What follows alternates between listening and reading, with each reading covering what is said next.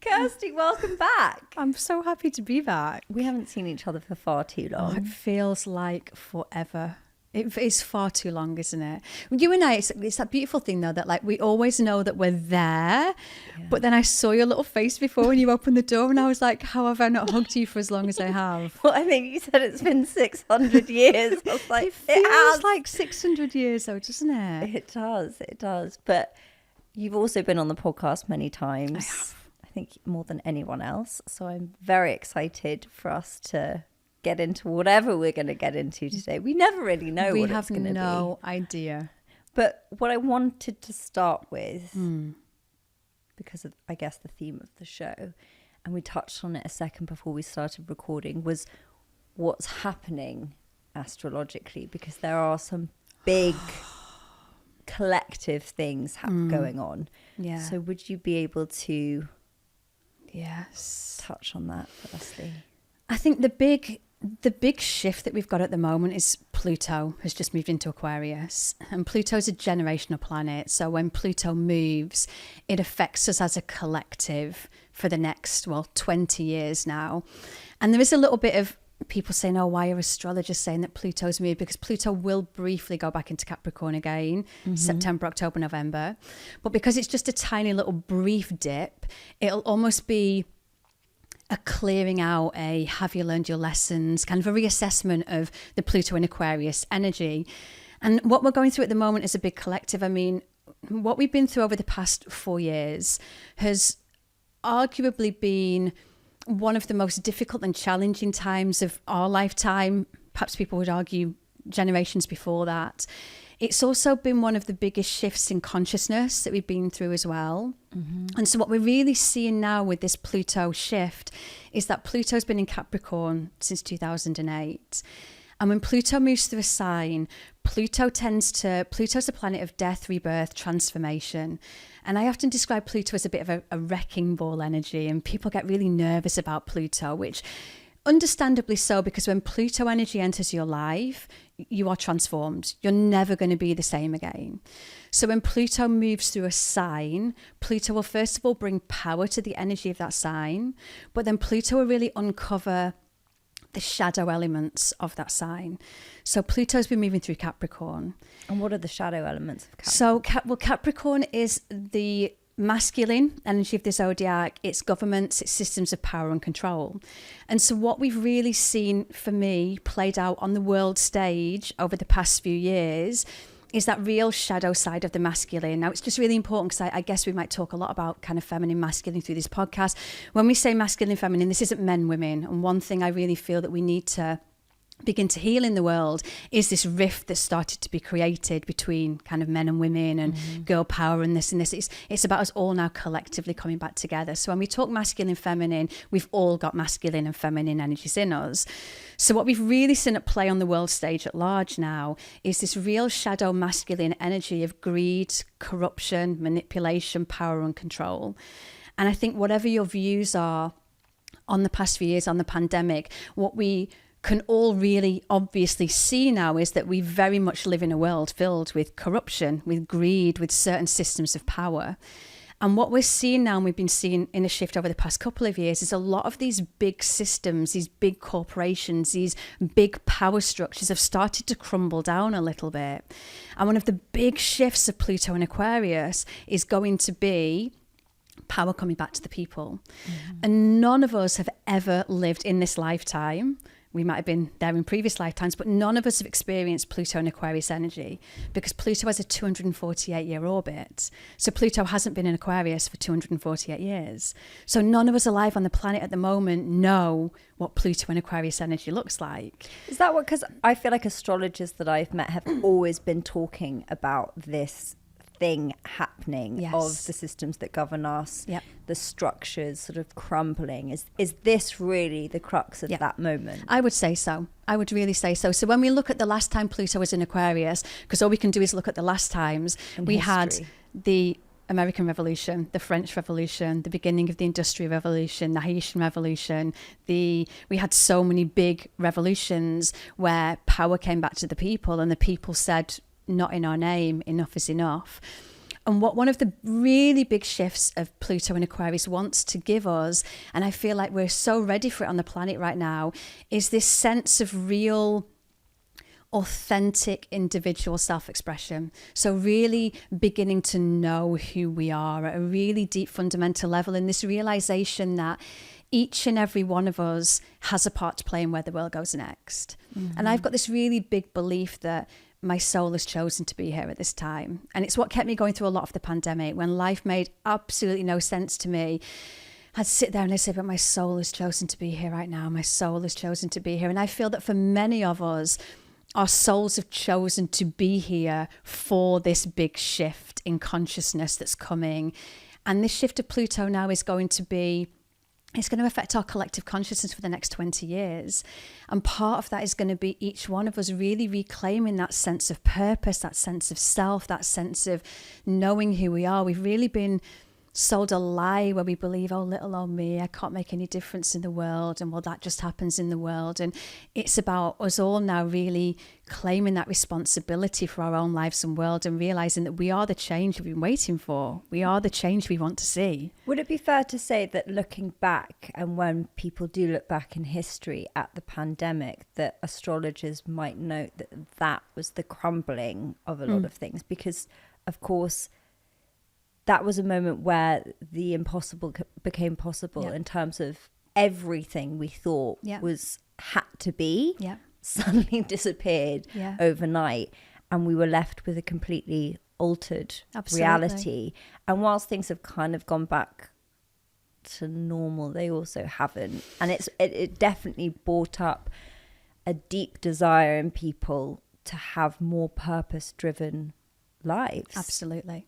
I mean, when we look back at that from an astrology lens, what really started the pandemic was a meeting of Saturn and Pluto. Saturn and Pluto met in a conjunction. And that's when all of us, as it was coming up to that, were like, here we go. And that happened right before the pandemic hit. And what does that signify? Saturn is the planet of, governments, the patriarchy, systems of control, boundaries, restrictions. And so as the meeting of these planets happened, we knew something big was going to take place. And that started the 4 years of big shifts and transformations. And as you've quite rightly just said, I think it made us all realize that the world we were living in, when people started talking about going back to normal, it's like, but do we really want to go back there? And what we've got now is this opportunity to create a whole new world for ourselves, to really look at the way things used to be and what we want to be different and how we want to live in a different way. Because the pandemic did show us more than anything what we no longer wanted to keep doing or repeating, and how many of us were perhaps on a perpetual treadmill and living lives out of alignment with what we wanted. And it gave us a real moment of, as hard as it was, a real moment of reflection. It was life-changing for so many people.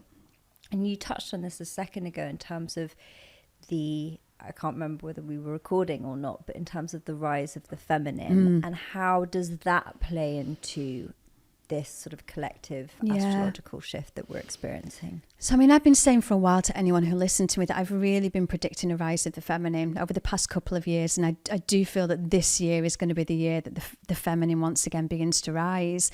And I feel like what we need in the world right now, more than anything, to outweigh all of this kind of shadow masculine that we've got, is we can't fight fire with fire.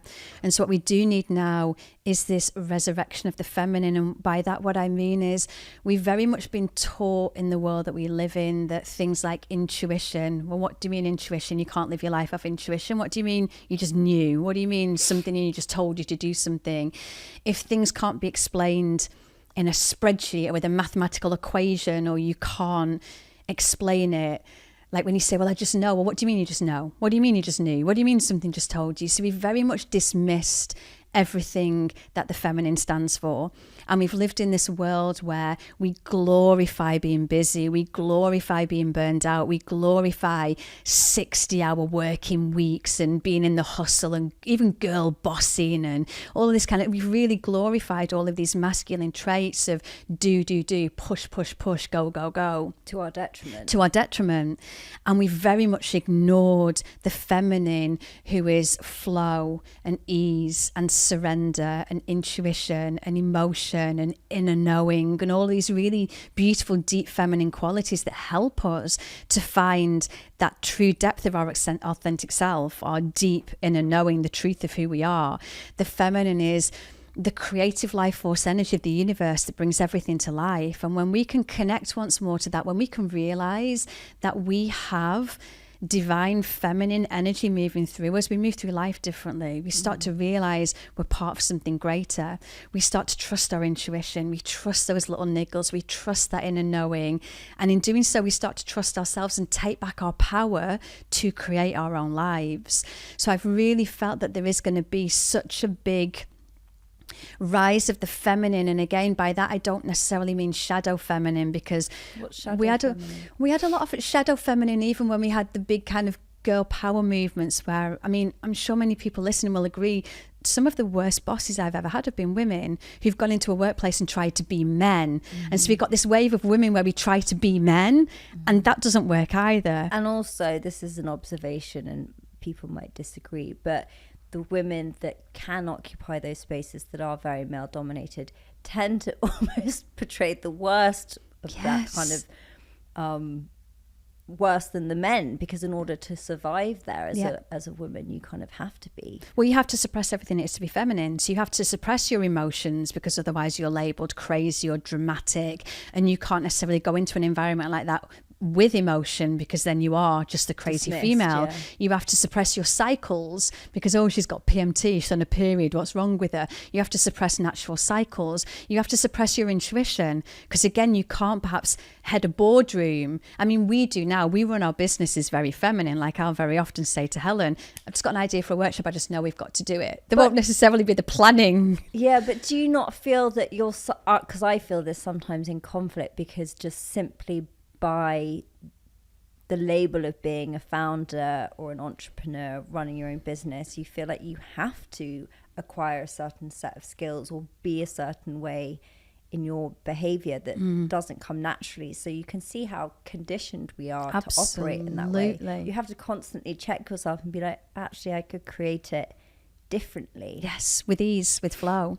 So we move in these spaces. And what's been really interesting for me, and it was a huge lesson I came up against last year, is that what we do find is that many female business owners, many single mothers, many single women have to spend so much time in the masculine. Because what we ideally want as women is we want to be about 80% in feminine, so in ease, flow, surrender, intuition, emotion, really tapping into those very deep feminine qualities, and then about 20% masculine, because the masculine is... Otherwise we won't get anything done. Well, exactly that. So the masculine is the container. I say I'm 99%. You're just 99% flow. Floating around. Even us on the podcast, what are we going to talk about? What is flow? What is flow? But that's why actually, a lot of people in the sort of spiritual community have observed with my partnership that we are a really good balance of masculine and feminine with Tom. So, because he's very get shit done. Whereas I'm just like...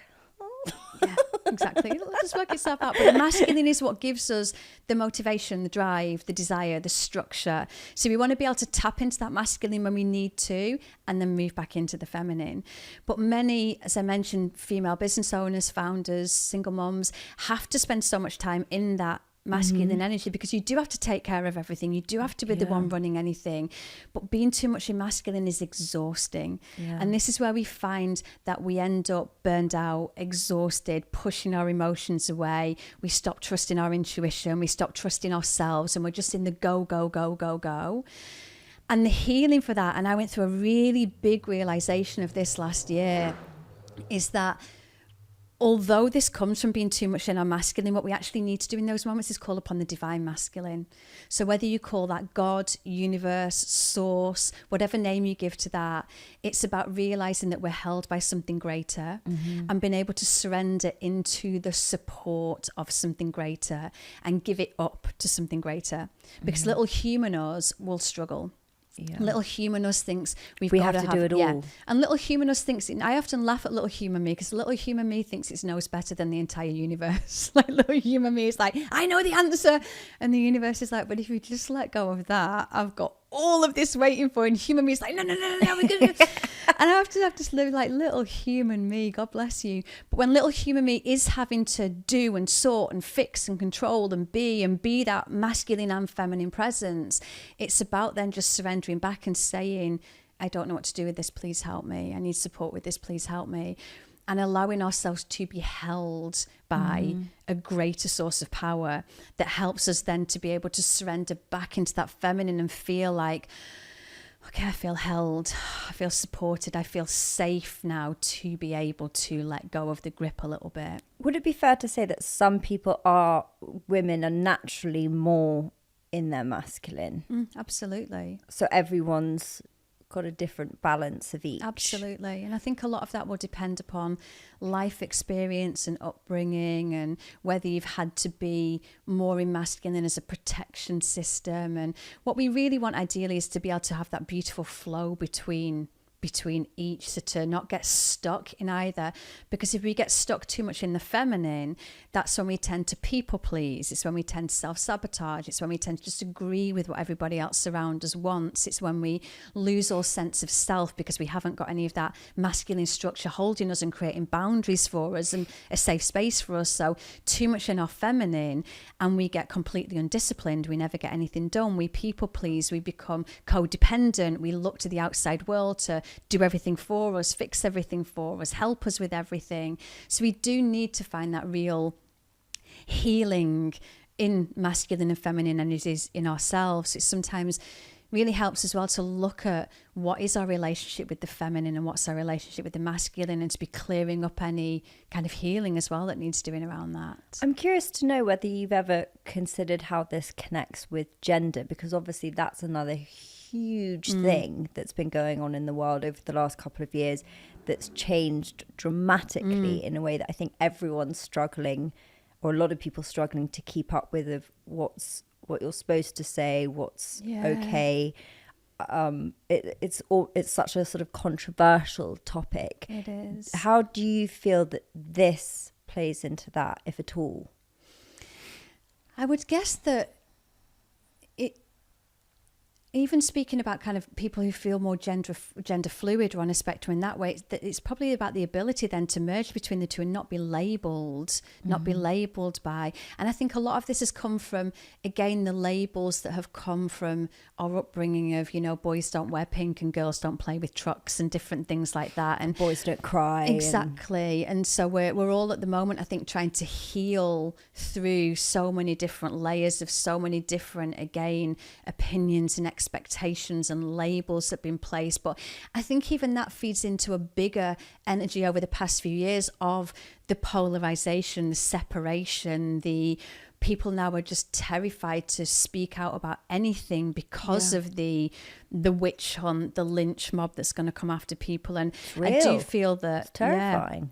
It really is. And so I feel in that, this is why Pluto in Aquarius excites me in so many ways, because it's going to be about community again and people coming back together, and about, I guess, just being able to hold space and have conversations, but being able to also just show up in our authenticity and not be afraid anymore to say anything. Because I do honestly feel that as long as we aren't hurting anybody or saying anything purposely wanting to wound with our words, or, you know, attacking, we're all allowed to be curious, but we've really lost the skill of curiosity, of nuance, of holding different opinions. Yeah, of debate. And I feel like that's why the pandemic was so interesting for me, that what again really helped me is that I had such deep faith in my spiritual beliefs that held me. But I think for so many people, there was such a fear element because life as we knew it suddenly completely disappeared. And also you and I have always been fairly anti-establishment. I think that's what we bond over. Because I was speaking with someone, I think it was an Uber driver, and I always end up finding these people that have like conspiracy theorists. I'm like, how long do we have? But he was saying how, you know, people are waking up, but how angry he is because of the governments and everything. I'm like, I never followed them to begin with, you know. But I think because so many people have been acting out of harmony with their intuitive knowing. Exactly. Because they've been told to do something else, Yes. which is probably ties into everything that we're talking about. It does. And when we lost that sense of knowing, I had such a strong sense of knowing within me, and a sense of really feeling into what felt true for me and what felt right for me. But that comes from decades of doing this work to really get to know myself. And I think, again, there was a lot of, and you look back now and people say, oh, I look back and it didn't quite feel right, but then I kind of did it anyway. And so there is a lot then of dissonance. Totally. And so I do feel that, again, I remember very early on in my spiritual journey, I wanted everybody to believe what I believed. And it partly came from a well-meaning place because it was changing my life and I wanted everyone else to experience it. But if I'm being completely honest, it's because I didn't fully believe it. So if you also believed it, then that meant that it was real. And I think the same happened even over the pandemic. But now my sense of truth is so strong in me and clear in me. And do you know, none of us know the exact truth until we go back there, wherever there is, if you believe in things like another life. None of us know the exact truth about, is there a life after death? Is there such a thing as us? None of us truly know. But over our lifetime, part of what we're here to do is to establish a core sense of beliefs that help us to navigate life in a way that feels purposeful and authentic and honest and true. So I now have beliefs that are established in me. It's almost like my own bones. They're so true for me, and they help me to live a life of purpose and ease and truth and flow. So even if now you disagreed with me, I could sit with you and go, oh, Cags, tell me more about that. Tell me more about what you believe, because it wouldn't hurt me anymore. Because my beliefs aren't so easily taken away anymore. And also I wouldn't necessarily need to get angry about them or try to justify them, because you can hold, again, unless it's harmful, hurtful, you can hold whatever belief that you choose to have. And the more of us that can just find our own authentic truth, the more then we can allow everybody else to also hold their authentic truth without it being a threat to my truth. Yeah, that's such an interesting way of looking at it. And weirdly, I've never thought about that before. But you can see, especially in the landscape of social media, how many people are throwing their opinions onto each other in a way that I'm like, why is everybody so angry? Yeah. Because people really are. But that, I think, is it. It's that lack of feeling that truth embodied in yourself. So therefore you need to force others to kind of conform to your truth. Yeah. What was I going to say on that? I've lost my thought.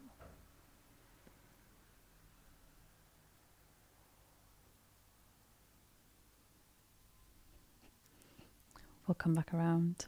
Where was I going with that? We talked about social media, people jumping on the bandwagon. I had something really interesting to say, but I totally blanked.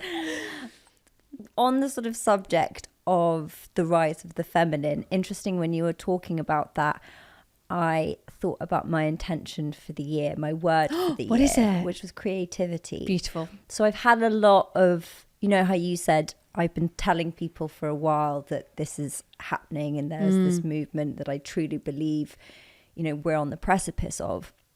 And whether it's just because it's on my own personal journey and the things that I want to achieve and do in my life, but I also think it's collective, and usually these things are mirrored to each other. But I never connected it with the feminine. But I truly feel at the moment, with the direction we're heading in the world with AI and technology and everything, that there is a real need for us to nurture our inner artist and our creativity and our creative self that I believe we all have, but we just sort of discard because it's not how we're excelling in our career or whatever it might be. So what are your thoughts on that in terms of creativity and accessing those parts of ourselves as it relates to the themes we're discussing? As in the feminine? So I do feel, I think that also taps into the authentic self that we're talking about, that again, each one of us, I truly believe we've been so robbed of our ability to really feel like we can make a difference. And I know you and I touched on this. I'm almost sure we talked about this on the last podcast we did together, but about purpose, because I get asked about it so much, and I'm sure you do. And I speak about this all the time, and I say, I'm going to give you a real, like, I'm going to really burst your bubble here. I'm going to give you like a real truth bomb here, but your purpose is to be you. We think that our purpose is some big elusive thing outside of us, that, oh, one day if I find my purpose over there, my whole life will be fixed and I know what I'm here for. And again, we're looking outside of us for everything. Your purpose is to simply be more you. That's it. And the more you that you can become, so the more you can nurture the creativity within you. Because I truly believe that we all come to this earth. And I did a light codes workshop a few weeks ago because we had a big Pluto Cassimi. Pluto met the sun right before going into Aquarius. And I don't know if you started to notice yet, but there's a lot more light energy around. So you'll see the sunrises, sunsets. I put up a post yesterday of all over London. I've just been taking pictures, and I wrote it, and I was like, it was about, I was trying to talk about the podcast, but and has anyone else noticed the light at the moment? Yes. It's just so magical. And I've just been taking pictures everywhere I go. Beautiful. So this is what's called light codes. I call these light codes. And so light codes hold messages, energy, activations meant for you. So when we see light codes like this and we see light, it's almost like we've got this huge wave of light beginning to come into the earth now. And a lot of people have talked for a long time about the age of Aquarius, and it's almost like we're really coming into that age of Aquarius now. So these light codes almost hold different activations, messages and energies, but then each one of us is born with light codes within us. So when your soul comes down to earth, you contain all these little, call them seeds of light. And just like when you put a seed into the earth, so if you want to grow a sunflower, you put a sunflower seed into the earth. That sunflower seed contains everything it needs to grow into a sunflower, right? Mm-hmm. It just needs nurturing and taking care of and watering and some sunlight. Same within you. So your soul comes with these coded energies. And they say that and I tried to look for the exact science around this, but my mind doesn't work very sciencey. But they say that we only use 2% of our DNA, and the rest is what's called junk DNA. But I believe that's light codes. That's the truth of who we are. And so within us are all these little seeds that your soul plants, and your job, your purpose is to awaken and activate these energies within you. So within you are dreams, desires, goals that the world needs. And so every little idea that you have that might be, oh, I'm going to put on a live show, or, oh, I should tell the person in the supermarket checkout that I really like their hair today, whatever it might be, that's because something that wants to come to life within you is something that the world needs right now in order to be able to move forwards into the world that we're creating. So our purpose at the moment is to activate and awaken our light codes. So your word being about creativity, part of your, you owe it to all of us now to awaken within you the creativity. And this is the divine feminine. The divine feminine is the creative energy of the universe, and she animates the dreams and desires and ideas within you to bring them to life through you so the world can benefit. It's so interesting because also the same thing that I put up about the light that I saw everywhere with all these different pictures all over London, I wrote about my word for the year, I don't know why, Beautiful. And said how, you know, my word for the year was creativity, but I feel like I'm about to explode with ideas because at the moment I just feel like I have so many creative projects that I want to do that most people I speak to and talk to about it, they're like, okay, you've lost your mind. Like, you can't do all of those things. But you can at least start to do one, and then that one will lead into two, will lead into three, and then maybe some things won't necessarily come to life and some things will. And I say it like this because we do owe it to the world, and I would urge anyone listening as well to really understand and know and trust that what wants to come to life through them is needed. And the example I give is that you and I both know we've known each other for long enough. And I was telling a friend before that what we really bonded over, I think, in the beginning, as well as being a bit anti-establishment, was our real vulnerability. From the word go, you and I were so vulnerable with each other about what we were afraid of. And it's almost like we shared deepest, darkest truths within minutes of knowing each other. So we've always been able to be quite vulnerable. And I think both of us will agree to suffering from a lot of like self-doubt, imposter syndrome at times.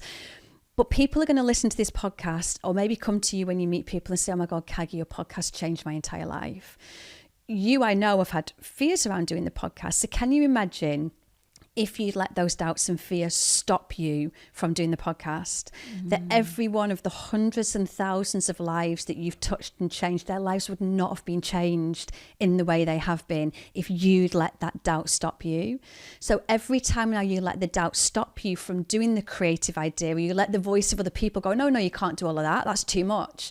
Every time you let that stop you, you then rob the world of what the world is going to get from you, bringing those seeds and light codes to life. And it's the same for everyone listening.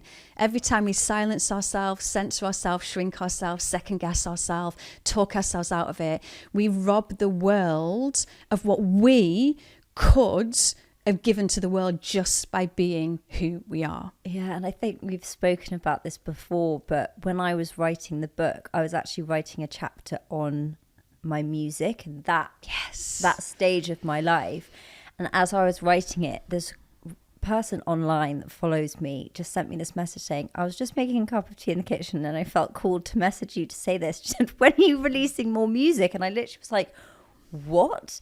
And then we got into this whole conversation. She went on to say, she was like, not releasing it and not putting stuff out is incredibly selfish. And I was like, I felt so called out. Yeah. Because it's everything you just said. I think we get so in our head about the fear or the doubt and the procrastination and oh, it's going to be judged and people are going to criticize me. And we make it, and I say myself in this completely, we make it very like me. Yes. Whereas everything you've just said, it's like flipping that. And it's like, no, this is an act of service. A collective. But that's Pluto and Aquarius. Pluto and Aquarius is the collective. Aquarius is the collective. And so it's about realizing our part to play in where the world goes next. And that each and every one of us, as we listen and we just let ourselves find that purpose, which is just to be more you, just to remove everything that makes you fear being you. And this is a big part, again, of reclaiming the feminine, because the feminine, more so than anyone else, has been, as women, our bodies, our beauty standards, we've been pitted against each other for centuries. I mean, what body shape we should be this week, what mascara we should be wearing. We're told to inject and pluck and do all these things to try to change ourselves. So we live in a capitalist world that profits from us feeling like we're not enough. It literally profits. And it's so all consuming. Exactly. And we talked about this before we came on here, that one of the quickest ways to strip anyone of their power is to make them hate themselves. So while the only thing you're worried about is how big your thighs are, you can't go out there and change the world because you're stood looking in the mirror, pulling your body to pieces, or wanting to go and get something put here in your body or change there or chop this or do this. So one of the fastest ways to strip our power is to make us dislike ourselves. And if we can take back our power in that respect and realize that we are a soul having a human experience, and again, true beauty is someone's soul shining through. It's their energy, it's their essence, it's when they exude life. But we've been sold this real lie that profits from and keeps us small by making us feel like we're constantly, from almost birth, you've been subliminally told that you're not enough. Well, how deep, because I know in the sort of scale or spectrum of conspiracy theorists, I say you're quite far over here. Where are we going? I'm like still somewhere. But most of my closest circle are always like, telling me to share more controversial things. I'm like, let's just calm down. But in terms of the intention behind, because if people listening feel actually that's true, I've spent the majority of my life obsessing over the number on the scale, or that I'm getting older and I'm told I can't get older, and all of these things, and you said it's a sort of subliminal message, but how intentional, or because I like to sort of give people the benefit of the doubt. I was just going to say that I think we all see the best in people, but I do think what we live in at the moment is a world that values profit over people. And so I think once things become profitable, they just do take on a life form of their own. So I don't necessarily... So it's not, the intention isn't like, let's keep everyone hating themselves. I don't think anyone particularly probably sat around a table and went, I know. I've got a brilliant idea. But I do think it became more about profit, and let's sell this and this and this and this and Yeah. this. And actually they realized, oh, hang on, if people hate themselves, they buy way more stuff. Exactly. But that's it. You do, the more you begin to, let's say, live a soul-led life, you realize the less you actually need. You really do need less, because you're not looking to the material world anymore to give you validation or approval or to make you feel worthy or to make you feel good enough. You self-source all of those things. So on that, there's obviously a lot of buzz at the moment with the sort of intersections of materialism and spirituality, with manifestation being a huge thing. What's your sort of take on that? Because as much as I think it can be a magnificent tool, sometimes I feel that it is overly consumer related, or like we need more things. Absolutely. So I like to speak about this a lot, because I think especially in the spiritual world, there became this big thing a few years ago about how it's not spiritual to earn money, and almost like this vow of like chastity and this vow of poverty and this vows of celibacy, and how, you know, we shouldn't. For me, why shouldn't we have all of the stuff? Why shouldn't you earn loads of money? Why shouldn't you have the handbag?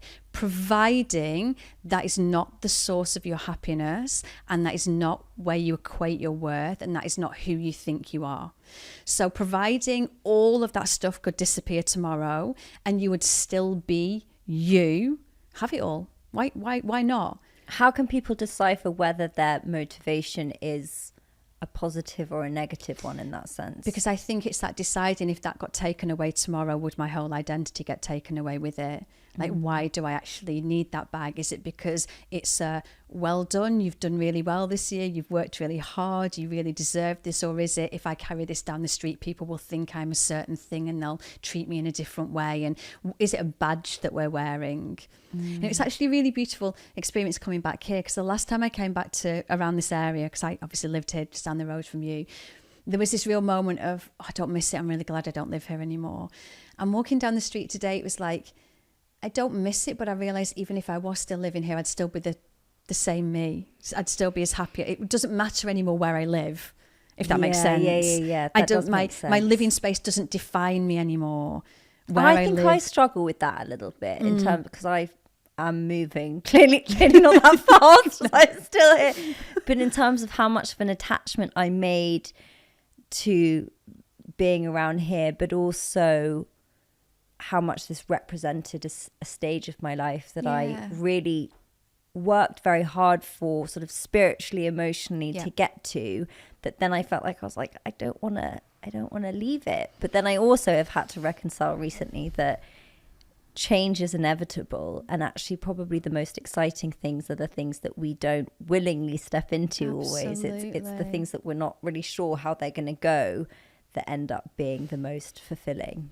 I do feel it's very different for you though, because I don't feel like you necessarily want to stay here because you're like, oh, I live in Notting Hill or whatever that might be. I think for you, I mean, I saw you transform through living here. I think it will go down as just being a space for you. And I would really encourage you before you leave here. And I did this in the flat I lived in when I did the most amount of transformation. I went around to every wall in the house and touched the wall and said thank you, because it contained all of the memories of the moments I was on my hands and knees on the floor and didn't think I'd make it through another day, to then picking myself off the floor, drying my eyes, washing my face, standing up, growing into a new version of myself. And we also don't grieve enough in our modern day world. We reserve grief for death. Well, no one's died. What's wrong with you?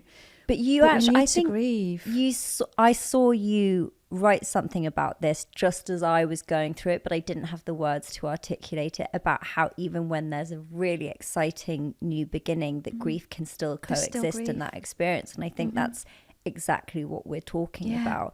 And to kind of go back a second, when I moved into this flat, I remember moving in, and I'm only renting it, but it was for me, he's a commitment phobe. I was like, I remember being there. You know, I think at first you were like, can I just sign a 2-week contract? And he was like, no, he wanted a much longer contract than you wanted to give, didn't he? That's which right. I'd like to add for the listeners, like for context, I was literally just floating around, and I had been for many years, just living in other people's places. Then we'd kind of be there for a couple of months, then move on. So this was a massive commitment for me. But I remember when I was feeling, oh God, what have I done? and it was empty and I hadn't sort of homified it yet, I found this diary, this journal that I'd made an entry into a couple of months before, and it was about the space that I wanted to find. Because home, and it's really important, I think, for both of us. Yeah. And in it, I'd written this sort of free flow, almost like channeling of this space, and described the floorboards and the windows and what it was going to represent for me and growing into this next version of myself. Yeah. And I remember reading it and looking around being like, this is it. This is it. So it's felt very hard kind of leaving that stage. But, you know, like you said, grief and but this touches on everything we've talked about. We live in a world where it's or you're left or right, you're this or that, you believe in this or that. And there's got to be an and.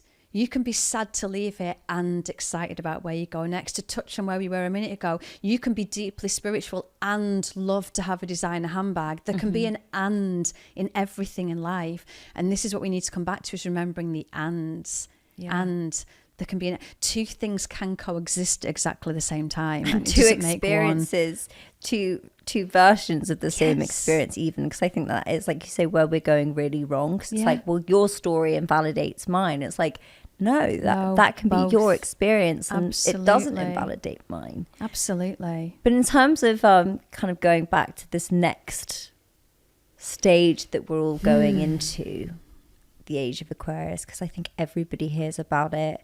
It's been this big thing. But what's it actually going to represent? I do feel it is just going to be a representation of us once again really beginning to remember who we truly are, and to remember what we came here for, and to just begin to show up in our most authentic, unique, individual ways, and to begin to come together and heal once again, and to rise together, and to even bring back, I think you touched on a point before, and that's the beautiful thing about our conversations, is we can go in so many directions and we never know which one it's going to go on. But I know you touched on aging before, and even on that I have such a big theory around aging, because when we look back at kind of when all of this shifted, I honestly believe that menopause is being talked about a lot at the moment, right? Because menopause is when women enter that crone energy, that wise woman energy. And when a woman retains her bleed, her wise blood, she retains all the wisdom of her entire lifetime. And so at one time, the older women of tribes would have been the wise woman, the witch, the woman that everyone would have gone to that would have really helped them. And I honestly think, again, the patriarchal structures of control back in the days were quite frankly terrified of these older women who were wild and untamable and spoke their truth and gave the middle finger to, you know, the establishment and didn't care. And so it's so interesting then that women then reach a certain age, and I think women fear it so much more now. I mean, I hear women in their late 20s going, oh, I'm going to be 30, and it's like, wow. I know. And online, women, I've noticed this trend of women that are 29, 30 being like, I don't want to be disrespectful, but it's like, I haven't done anything to my face. Like, this is what a natural face is. It's like, you're still incredibly young. Exactly. And the fact that is almost revolutionary now is very concerning. Yeah, it really is. Because it's like, no, show me like a 70-year-old that's going on. But society is still, it's awful in how we discard the elderly. And it is this pervasive feeling for women, especially, of like, I must not age. I must stay in this sort of maiden archetype forever. Yeah. And it's not allowing us to progress into these beautiful phases. I do feel that we're reclaiming it. I really do feel, and this again is this Aquarian energy. I feel that we really are now beginning to reclaim that crone energy. We're really beginning to reclaim what it is to be an elder, a wise woman. We're beginning to reclaim, women got put on the heap at a certain age and discarded, because I do again think that they were so terrified of the immense power that they hold. And I do feel like there is a rise now of even the menopause movement, because even when you look at things like menopause, how understudied it is, how 50% of the population just has to suffer and get on with it. And again, women are standing up now and saying, no, enough, not anymore. We're not doing this anymore. So there's again this big rise of this energy coming through, where we are starting to take back a lot more of our power, and it really excites me. It excites me that all of us are no longer going to fear the same phase, because all of this stops when we say it stops. The ageist energy stops when we stop saying at 29 years of age that we're old, and it stops when we say it stops, and we look at those representations of older women who in that crone energy, they just do not care anymore. They're tearing up the rule book. They are starting their lives all over again, and it's incredible to watch. But do you think that that's maybe just our space that we occupy? And I'd say unfortunately, generally speaking, I feel like it might even feel the opposite right now anyway. Do you know what I mean? In terms of the pressure for women to feel they have to remain frozen in time. But I do think we're going to start to see that shift. I really do. I do think we're going to start to see a real reclamation of wisdom and wise woman, and even reclaiming those crone energies of that being a true time of power in your life. For those that might not be familiar with these archetypes, would you be able to kind of give a brief synopsis of each of the female archetypes? Yeah, I mean, kind of move through. If we look at like over a woman's life, we kind of do get maiden, mother, crone energy, which are the three kind of main feminine archetypes that most women will move through in their life. And even in this, it's beautiful when we start to reclaim these archetypal energies, but also women, especially more so than men, go through so many more big transitionary periods in life. So starting your first period, becoming a mother, if you choose to become a mother or can become a mother, going through menopause. These are such huge transitionary moments in life that again get very, very lost or ignored.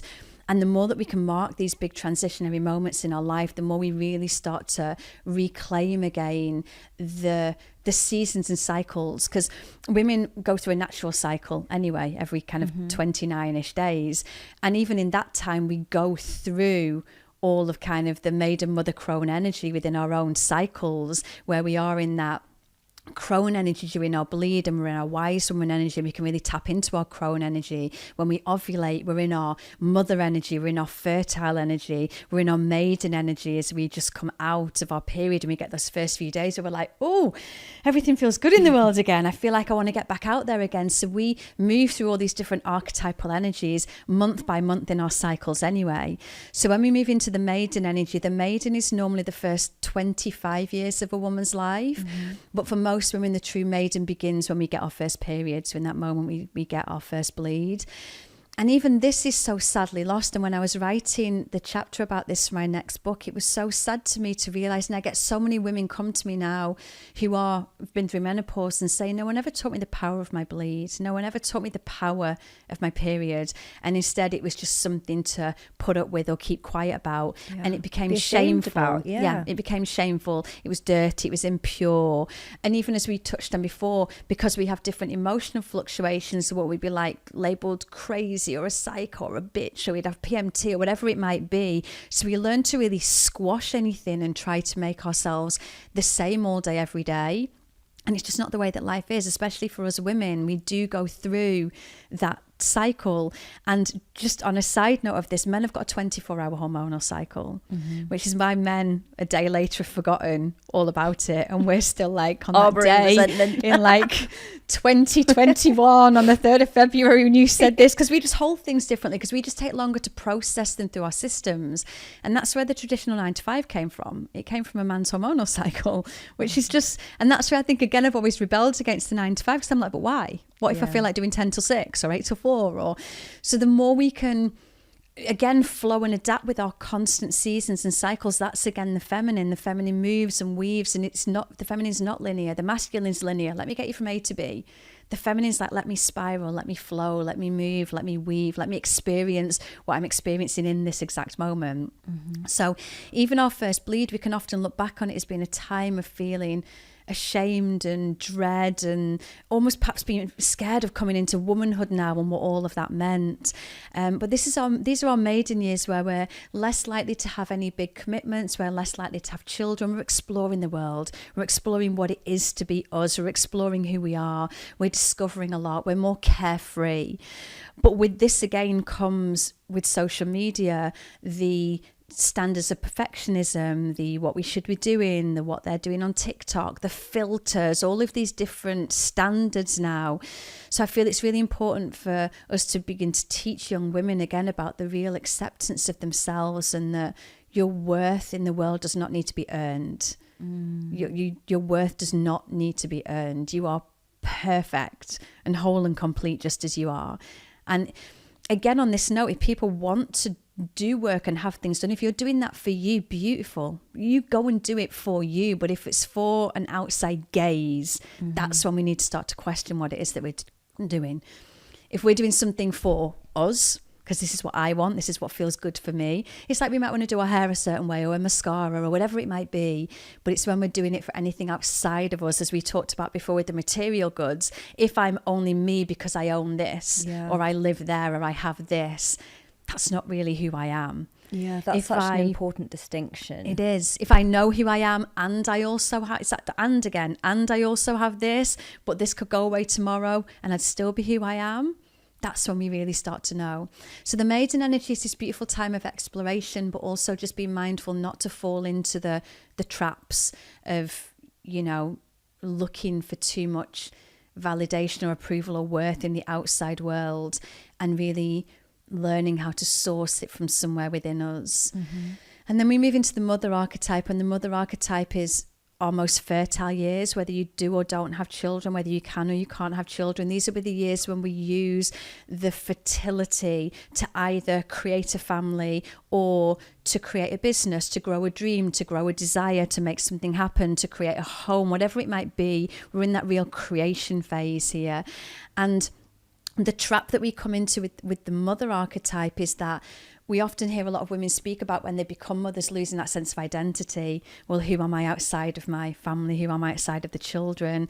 And women can struggle with feeling that loss of identity, that loss of the maiden, that loss of being able to be so carefree. And then there's also all of the gaze on women who either can't or choose not to have children about why they're not doing it. So again, this can be a time that's filled with a lot of obstacles. And so this is a real time to also really learn to mother yourself, to take care of yourself, to look after yourself, and to again find that real sense of self-knowing of who I am and what it is I'm creating. And with this comes just a time of, we know who we are a little bit more. And this leads us into, we've added a couple of different categories over the years. Normally crone would follow, but as we're now choosing to have children perhaps later and we're living longer, our crone years used to be kind of those menopausal years, but now we kind of talk a lot more about perimenopause and things like this. So we have kind of the mage energy that comes in between. And this is where we are. Our children might have grown up now and left. And again, women go through that moment then when empty nest syndrome, what am I going to do? And we start that re-exploration of, well, who am I outside of the family, and what do I want now? And we're normally more established in our careers, in our lives, in our sense of self, in our sense of who we are. So this is again a time of real self-discovery, of learning what we want all over again, which is what even the transition of menopause is. It's a meeting yourself again. You meet yourself again, but now as an adult with all the experience you've got behind you. And then we're moving into that real crone energy. This, as I say, was menopausal years, but now it's seen more perhaps towards 60s in that real wise woman crone energy of when we just find that full reclamation once again of self, that full reclamation of, this is who I am, this is what I've been through, this is my experiences, my highs, lows, and everything in between. And it's almost like we meet ourselves once again, but this time with less listening to those societal expectations, because we've gone beyond the point of really caring about them too much. There's a real self-knowing in that. And a sort of rebelliousness in it. What about the wild woman? So the wild woman's another feminine archetype where there's many other different archetypes then of archetypal energies that we can call upon in ourselves. So when we work with archetypes or goddess energies, what we're doing here is we're calling upon an energy to lend us their energy, their voice, until we can find that within ourselves. So every single one of us has within us a wild woman, a wise woman, a mother, a maiden, a crone, a creatrix, a visionary, a medicine woman, a Kali, a Durga, an Isis, a Hecate, a Keridwen. We've all got these energies within us. But it's almost like the best example I can give you is very often people say that if we're looking to like who we want to be, you'd look towards someone that you admire. So if you look at someone you admire and it's like, well, what do you admire about her? Well, she's strong and she's fearless and she knows who she is. We do the same with the archetypal energies. So we would call upon our wild woman archetype when we just want to not care so much about what society thinks of us, where we want to be able to dance naked underneath the full moon and not care what anyone else thinks of us, when we want to tear off all those shackles of their opinion and their expectation and what they want or what they think of us or what we feel that society wants from us, or the doubts in our own mind that says, oh, don't say that, they might not like you, don't do that, they might think you're weird, don't sit like that, it might not be ladylike, whatever it might be. So we would then call upon that wild woman archetype in us to help us to find the wild woman in ourselves. So we would feel into ourselves, what does a wild woman feel like? What would it feel like to feel just completely free to be myself right now, to be able to let out an almighty roar if I wanted to not be thinking now about, are we talking about the right things or what would people like? We would just call upon that archetype. When we want to self-care, if we're finding ourselves on the edge of burnout, we'd call on the mother energy to hold us, to nurture us, to say, slow down, my darling, I've got you, just rest for a moment, don't do so much, let me care for you, let me look after you.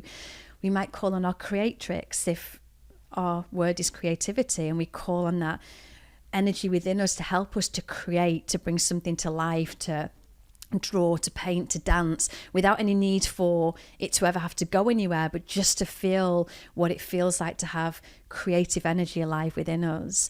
And the same with the goddesses. The goddesses will lend you their voice, their power, their strength until you can find your own. So what is Goddess Kali about? Oh, Goddess Kali's amazing. She death and destruction. Yeah. So Kali's the one, my favorite. is she? Kali's the one to call upon when you know things in your life need to change, but you don't particularly know how to do that. And Kali, she's the goddess of time, of death, destruction. And so what Kali will do is when you call on Kali's energies, Kali will come into your life and she will burn away anything not meant for you, burn it all into ashes. Then she'll dance on the ashes and help you to grow out of I like the phoenix out of the flames, to really grow out of the ashes. So Kali's the one to call upon where you really want to be in your truth. You want to be able to speak your truth. You want to be able to own yourself. And so again, you would call on Kali and say, Kali, please help me to speak my truth. Please help me to be wild. Please help me to be free. Please help me to release anything no longer serving me and anything that's keeping me from being all that I can be. And then just be warned, because Kali will dance a wild, ecstatic dance into your life when you'll start to find things crumbling away or people falling away or challenges coming up that ask you to be more of yourself. But in all those times, rather than again shrinking back into little human us, we can call on that Kali energy. We can feel Kali. We can ask ourselves, what would Kali do right now? Kali would say no. Kali would say, I'm not having that. Kali would say, I know I'm worth better than that. I know I deserve more than that. I'm not putting up with this anymore. I'm not doing this anymore. So we can start to bring in that energy of Kali to help us to move into those same things in our own lives. What is your favourite of the goddesses?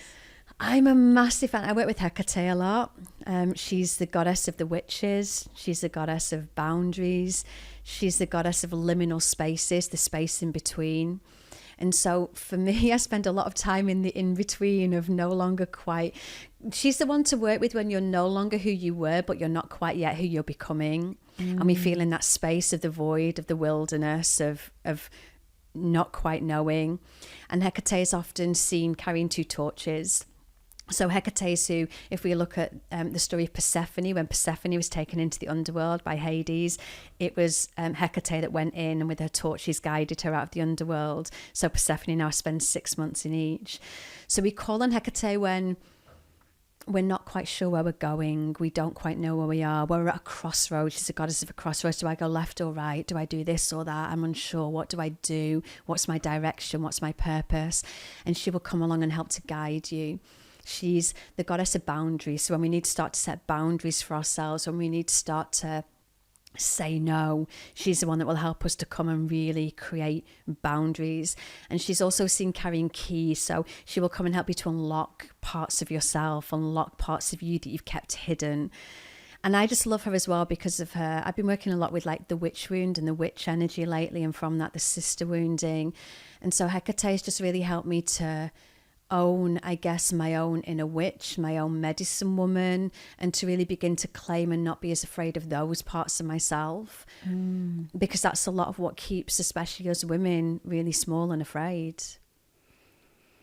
I love that. And in the book, do you sort of take everyone through each of the goddesses and how they can work with that energy? When you say calling on, what are your particular practices, if you don't mind sharing, for when you're working with these energies? Yeah, so a lot of when we work with feminine energies, feminine's embodiment. And so when we work with feminine energies, I speak about this a lot. It's not something that can be understood with the logical mind. And it's like with intuition. I've learned over my lifetime that the less logical sense it makes, the more that I need to do it. So I was telling you a story before about how I left my entire life in London after 10 years to move 100 miles away, or however far it is, into a place that was up for sale. It made absolutely no logical sense. People would think I was crazy for doing that. But because it made no logical sense, I knew I had to do it. And the feminine is very much the same. The feminine cannot be put into a spreadsheet or a mathematical equation or understood with a logical mind. And the more you try to understand the feminine, the more she will elude you. So the feminine is body wisdom. She's felt scent. She's embodiment. She's feeling it. So you can sit there or read a line and go, yeah, Hecate is the goddess of boundaries. I get that. But it's only when you feel her energy in you, you feel her helping you to set a boundary, that you go, oh, there she was, she was with me. So a lot of the work with goddesses is about just moving back into, which again, we've been very taught to dismiss. Most of us don't know we've got a body from the neck down. We only spend all of our time in our heads, in our minds, and we really miss out on all of the wisdom that's held in our bodies. So when I work with goddesses, I like to try and embody them. How would Hecate move? How would she feel? Where can I feel her energy in my body? Where does she feel most alive within me? If I need to set a boundary, I'll stand, I'll close my eyes, and I'll feel her energy, her strength, her no. Hecate's like, she's a sacred no of no, this isn't good for me. I'll feel what that no feels like in my body. I'll feel what it feels like to say no. I'll feel the strength and the power and the wisdom within me, so that then I can call upon that when I need her. I can feel her in me. Because again, my logical mind might know I need to say no, but then my people pleaser will go, they might not like you. They might never speak to you again. Maybe you should say yes. Maybe you should just say this time. But what if you say no and then this happens? Well, what if you say yes and then this happens? My mind is not going to help me at all. But when I can tap into the energy of, if I say to you now, imagine what it would feel like to say a sacred no. A no that like is a no because it's a yes for you, saying a no to that. You feel it, right? You feel it as a like, it might be a fire in your belly. It might be an opening of your heart. It's an embodiment practice. And knowledge only becomes wisdom when we embody it. So we can, again, we can know something and go, yeah, I know that. I know I should set a boundary. But until we've embodied it, that's when it becomes deep wisdom. And again, the more we can look to our bodies for our answers. Again, I think you and I have spoken about this many times before, but if I need to make a decision, I immediately come out of here. I come into here. Yeah. I think I've got a bit out of that practice recently. I feel what it would feel like to say yes, and I feel it in my body. I feel like what it would feel like to say no. And they might feel subtly different, but one might make me feel a bit sick, a bit like out of alignment, a bit uncomfortable, whereas the other one just feels clear. And all of our wisdom lives in our bodies. So when we can start to embody those archetypes as an embodied practice, and we can feel Hecate's energy alike, we can feel Kali's ecstatic dance weaving in us, going like, break free, go wild, do the things. That's when we start to work with the feminine. okay, I'm going to start working with this. Do. I'm excited. Okay, well, so the book's out by the time that this comes out will be. Oh, exciting. Yeah, 7th. I wanted this to come out around International Women's Day. So it comes out on the 7th of March, International Women's Day. And this book, I've got to say, it was a real... it was the one book I've written, I suppose, that I kind of feel the most... I don't know what word to use, not uncomfortable about. The other stuff's very comfortable for me. Whereas these are practices that I've done for decades, but I've done in my own living room on my own. Yeah, you know, private. They've been private. They've been for me. They've been, because again, I guess it's not been very mainstream. And you could argue the moon wasn't very mainstream when I first started to talk about the moon. And that wasn't particularly comfortable either when I first started to talk about it. But the feminine has been so hidden, so repressed, so kept down for so long, that it's been stuff that has been me at an altar with a candle in the darkness, almost like, I guess, when we look back in the days of like the witch days and things like that, it's been done hidden, it's been talked about with like a select few other women, and now it's going to be on shelves everywhere. But I equally feel like, back to our points before, that me going through this discomfort is because it's part of what the world needs next. And this book almost wrote itself. I say in the beginning of the book, these aren't my words. They're her words. They're your words. They're our words. They're the words of all the women gone before us. And they're the words of all the women who are yet to come. So this book really... and people say to me, you light up when you talk about this book. And at the same time, I feel absolutely terrified about it, because human me is like, and I guess this comes back to the witch wound, where I would have been burned at the stake for talking about this kind of stuff. And I know that happened to me in a past lifetime, you know, and probably you and me together next to each other. That's how we knew each other again immediately. So there is a fear about talking about this stuff, a fear that says, you're going to be seen and you're going to have to put this out there and it's going to be uncomfortable. But I also know that it's bigger than me. It's bigger than me, and I kind of owe it to the world to let the feminine speak through me and set her free into the world. And I just really, my biggest wish is that, I say in the beginning of the book, it's not just a book for women, it's a book for anybody. So men have obviously got feminine energy within them, or wherever you are on the gender spectrum, we've all got masculine, feminine energy, so anyone can read the book and take anything from it. But my real prayer is that it's a 13-step journey, and even the reclamation of the number 13 felt so big, because 13 and Friday the 13th got made superstitious and unlucky when they were the day of the goddess. So even reclaiming the number 13 and Friday felt so big and powerful and significant, that we need to start to reclaim the numbers and the kind of the ancient feminine ways. And it just takes you on a journey through reclaiming your self-worth and your boundaries and your energy, and healing the witch wound, healing the sister wound, reclaiming seasons and cycles, reclaiming rest and receiving. Like, we can't hear the feminine when we're always switched on in the masculine. It takes you through reclaiming your purpose. It's just a 13-step journey. We go into shadow work and the dark goddess, and in every chapter you will meet a particular goddess that you can call upon to help you to do the work of that chapter.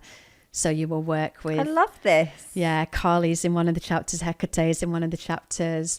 I go through all of the goddesses I've worked with, and some of my favourite goddesses. You know, Durga's in there, and Lilith is in there, and Persephone is in there, and Isis, and Ceridwen, and Bridget. And it just takes you on a real journey. But then with the practical how-tos, in each section there is reclamation rituals, where you can do these rituals daily to help you to reclaim these parts of yourself, so you can begin to show up in the world as the full embodiment of the divine feminine that you came here to be. I can't wait to get into it. Kirsty, thank you so much for coming on. Thank you for having me. I always love chatting with you. Me too. And I know that our audience are going to get so much from this conversation. Thank you.